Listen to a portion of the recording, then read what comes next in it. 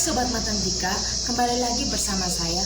Meskipun sudah tidak asing lagi untuk sahabat kerabat kenalan saya, namun saya perlu memperkenalkan diri saya.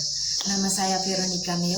Saya menempuh pendidikan di Sekolah Tinggi Keguruan dan Ilmu Pendidikan Citra Bakti Ngada, program studi pendidikan matematika semester 5. Oke, pada video kali ini saya akan mempresentasikan tentang bagaimana perkembangan matematika pada abad ke-17.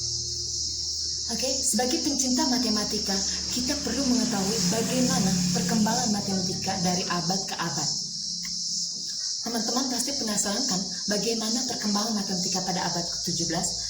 Oke, sebelum masuk ke materi, saya mengajak teman-teman untuk like, subscribe, and share.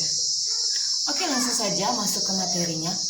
Bagaimana perkembangan matematika pada abad ke-17? Matematika pada abad ke-17 dapat disebut juga dengan awal matematika modern. Mengapa demikian? Nah, karena pada abad ke-17 telah terjadi pertambahan jumlah penelitian yang berhubungan dengan matematika yang menjadi dasar dalam perkembangan matematika berikutnya. Abad ke-17 adalah zaman keemasan dari matematika. Salah satu kisah yang takkan pernah terlupakan adalah kisah tentang Newton dan apel jatuh. Kisah inilah yang menjadi titik awal penemuan teori gravitasi.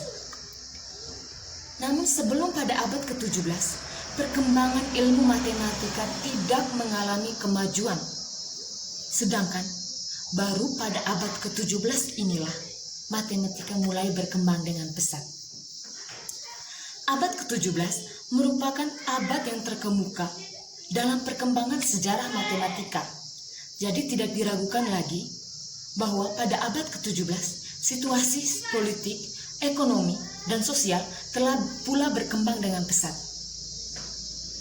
Keadaan inilah yang memberikan dorongan yang besar dalam perkembangan matematika. Matematika telah menjadi bagian dari semua kegiatan intelektual pada abad ke-17 tersebut.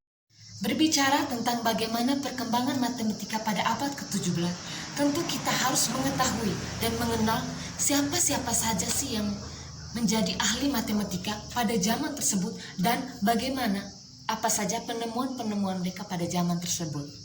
Oke, jika kita familiar dengan yang namanya Napier, William Outred, Galileo, Kepler, Fermat, Descartes, Pascal, dan Newton dan Leibniz.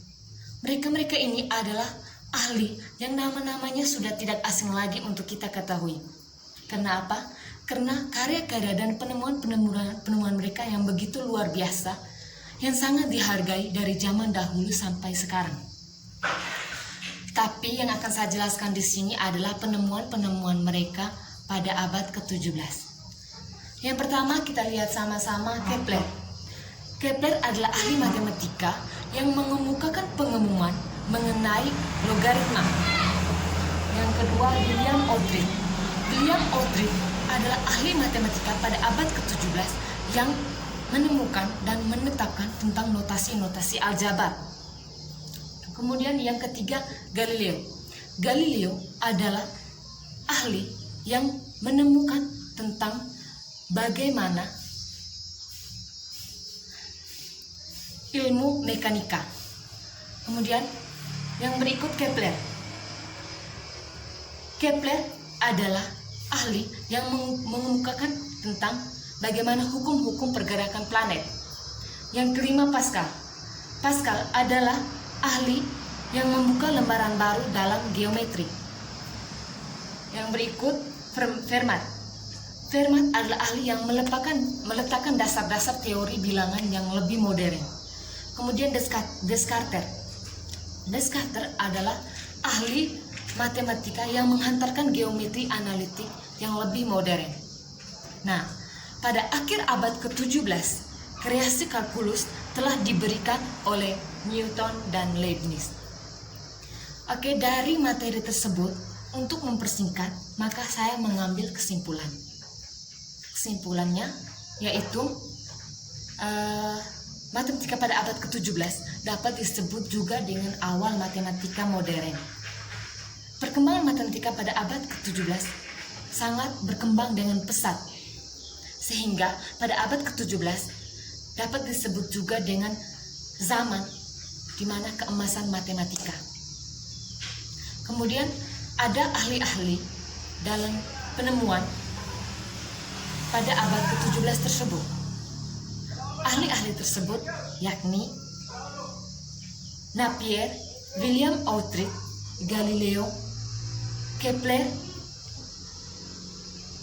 Descartes, Newton, dan Leibniz. Oke, sekian saja penjelasan saya mengenai perkembangan matematika pada abad ke-17. Semoga dapat menjadi ilmu yang sangat bermanfaat untuk kita semua. Terima kasih.